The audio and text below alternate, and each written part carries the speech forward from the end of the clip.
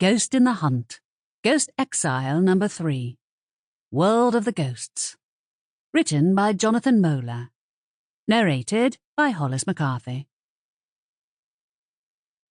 Chapter 1. Shadow Knives. The men who sought the enormous bounty upon her head thought that she was a man, so CAINA dressed as a woman. It was almost refreshing. Since coming to Istarinmul a year ago, CAINA had spent most of her time disguised as a man, both for the freedom of movement and to add an additional layer of deception against her enemies. She rarely went out in women's clothing, not since she had disguised herself as Natalia of the Nine Knives during the master-slaver Ulven's grand ascension. Considering what she had done to Ulven after that, disappearing had seemed prudent. "I appreciate this," said CAINA, adjusting the fold of her blue dress. "It is hardly a difficulty," said Damla, owner of the House of Agabises, the most prosperous coffee house in Istarinmul's Sirican quarter. "After all you have done for my family, you could ask me whatever you wish.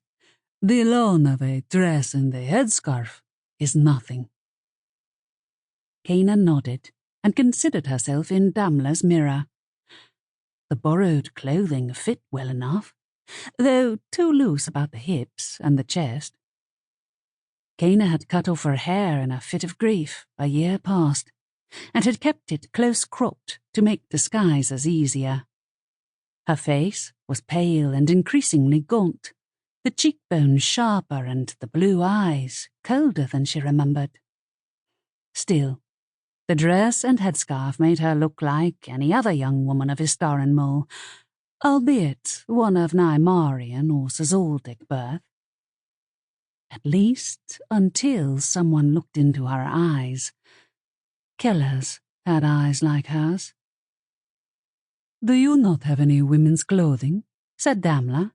"I have seen you wear any number of disguises." "I do," said CAINA, buckling a belt of black leather around her waist. A single dagger rested in a sheath at her hip. The weapon was distinctive, and she had stolen it from the laboratory of the Grand Master Callatas himself. If she was caught with it, it would mean her death. But the nature of her enemies meant she wanted to keep the weapon close at hand. "I suspect Teskelnotti informers are watching the nearest safe house." Sample complete. Ready to continue?